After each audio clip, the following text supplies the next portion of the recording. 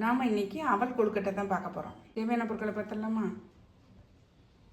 ஒரு cup nice அவல் தான் எடுத்திருக்கேன்.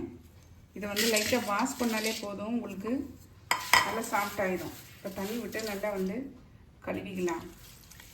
ஒரு தடவை அலசி ஊற்றினாலே போதும். தண்ணியெல்லாம் நல்லா வடிச்சிட்டு வச்சுட்டு பாருங்கள், நல்லா சாஃப்ட் ஆகிடுச்சு. இருக்கட்டும். இப்போ நான் வந்து அடுப்பில் கடாய் போட்டிருக்கேன். அடுப்பில் கடாய் வச்சு ஒரு டேபிள் ஸ்பூன் அளவு எண்ணெய் விட்டுருக்கேன்.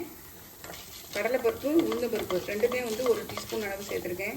கொஞ்சம் வறுபட்டுச்சு பாருங்கள். இப்போ நம்ம வந்து ஒரு மீடியம் சைஸ் வெங்காயம், ஒரு சின்ன துண்டு இஞ்சி பொடிசாக கட் பண்ணி வச்சுருக்கேன். அதே மாதிரி 2 பச்சை மிளகாவும் சின்னதாக கட் பண்ணி வச்சுருக்கேன். எல்லாத்தையும் இதில் சேர்த்துடலாம். கொஞ்சம் வதங்கட்டும். இது கூட மீடியம் சைஸ் கேரட்டை வந்து துருவி வச்சுருக்கேன். அதையும் இதில் சேர்த்துடலாம். கொஞ்சம் வதங்கட்டும். இது கூட உப்பு கூட சேர்த்துடலாம். காய்கறிக்கும் அவலுக்கு சேர்த்தே வந்து உப்பு சேர்த்துறேன் நான். கொஞ்சம் வெந்தால் போதும். ரொம்ப நேரம் வதக்கணும்னு அவசியம் இல்லை. லைட்டாக வந்து வதங்கினா போதும். ஏன்னா நம்ம வந்து ஆவியில் வச்சு வேக வளர்க்குறோம். அதனால லைட்டாக வெந்தால் போதும்.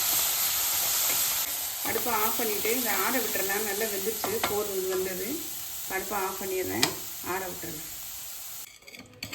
நம்ம இந்த வெந்த கலவை பாருங்க ஆறிடுச்சு. எல்லாம் இந்த காய்கறி கலவையை நம்ம இதில் சேர்த்துடலாம்.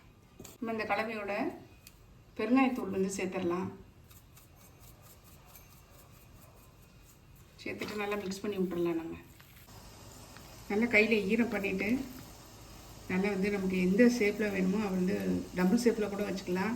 இல்லைன்னா கொழுக்கட்டை மாதிரி கூட நம்ம பிடிச்சி வச்சுக்கலாம். நான் இன்றைக்கி வந்து இந்த மாதிரி வந்து பிடிக்கிறேன்.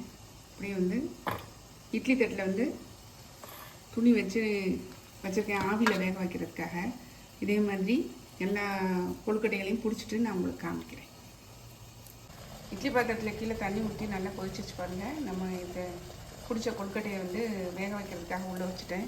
இப்போ நம்ம வந்து மூடிடலாம். 5 மினிட்ஸ் வந்தால் போதும். வெந்த பிறகு காட்டுறேன். நல்லா வெந்துச்சு பாருங்கள். நல்லா மினுமினுப்பாக இருக்குது பாருங்கள்.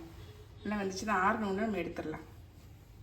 நம்மளுடைய அவல் கொழுக்கட்டை பாருங்கள் சூப்பராக ரெடி ஆகிடுச்சுங்க. செம்ம டேஸ்டியாக சாஃப்டாக இருக்குது.